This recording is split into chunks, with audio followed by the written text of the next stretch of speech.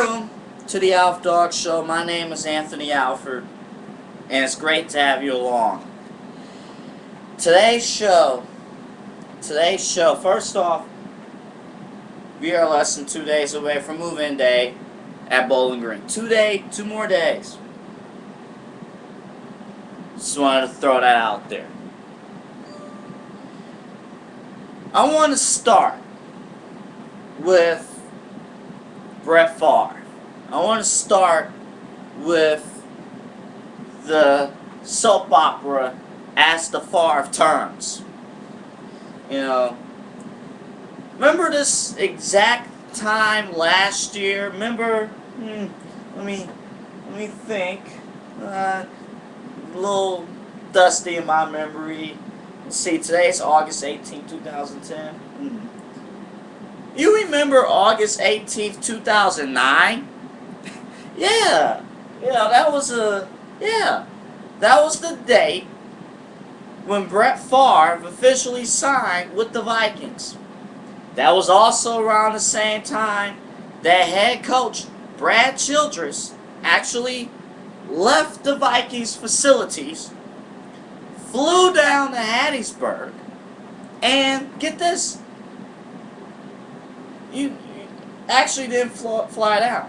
He left the facilities, went to the airport around the Minneapolis area, went to the airport, and get this, he picked up Brett Favre. He picked him up.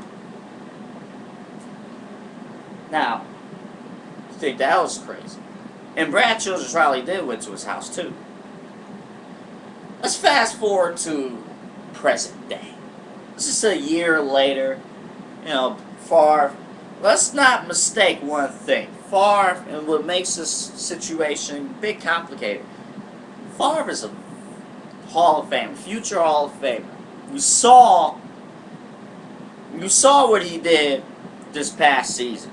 You saw what he did and what he's able to do, even though he's 40 years old. If you have that skill, you can be able to come through still. But you thought last year was bad with Brad Childress, the head coach, who, God bless him, but nobody likes that man. Nobody likes that man. At least professionally, I should say. I don't know him personally, but professionally, nobody likes that man. This year, Steve Hutchinson, Jared Allen, and Ryan Longwell, offensive captain, defensive captain, and the kicker, flew down to Hattiesburg, flew down there, and had a talk to bring back their quarterback, convince another human being to come back. Convince another guy, hey, we really, really, really, really need you with us. I thought the attitude would have been, okay, if Favre shows up, that's great. If he doesn't, we still have a decent enough team. We still have Adrian Peterson.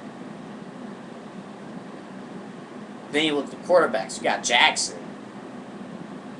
Yeah. But he's not that bad a player. I wonder, how does this make... I know if I'm in camp, I was a player, and you go through trade camps, you go through OTAs, and here's a guy, great player, but your star player deliberately skipped camp. Let's make no mistake about it, ladies and gentlemen. Camp is not a fun place to be. There is nothing fun for a football player about camp? Nothing. If somebody can name one fun thing about camp, let me know. You know, oh, when it's over, that's the good part. But, you know, it really would bother me that 3 guys, 3 players, and let's not forget, Brad Childress went down there yet again to try to convince Favre. Favre doesn't like the man. So you got 3 players who left camp, who left practices, just to somewhat convince a guy, okay, I kind of want to come back, and my meter of coming back is a tad bit to the right. I might actually come back.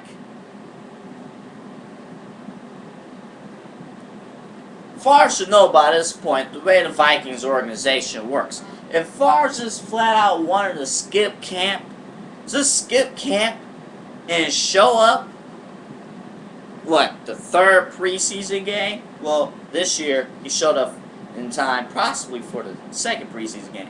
But if he wanted to show up by the 3rd, 4th preseason game, a week before the regular season, halftime in the 1st regular season game,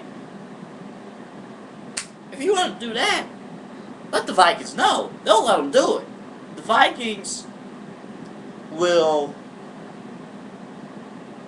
hold their strings by a guy who's not even there between the end of the NFC Championship game till August 18th. Till August 18th. And think the NFC title game was, I don't know, January. Let's see. Let's count. February, March, April, May, June, July, August.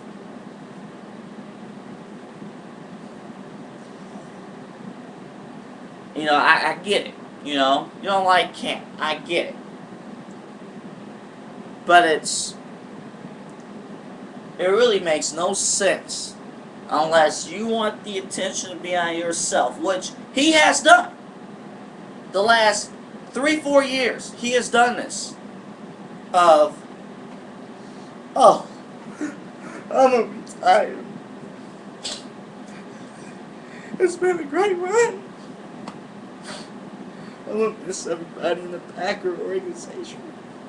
Next year he goes to the Jets. Jets was on their way to the playoffs. They was talking about that year. Okay, you might actually make a Super Bowl run. Tanks, December. Like, oh, I'm weighing my options. You know, I'm possibly going to retire. No! He wants to get back to Green Bay. He wants to get back at the Packers. Because the Packers actually made the right decision. The decision that I endorsed. I wasn't on the air, but I endorsed it.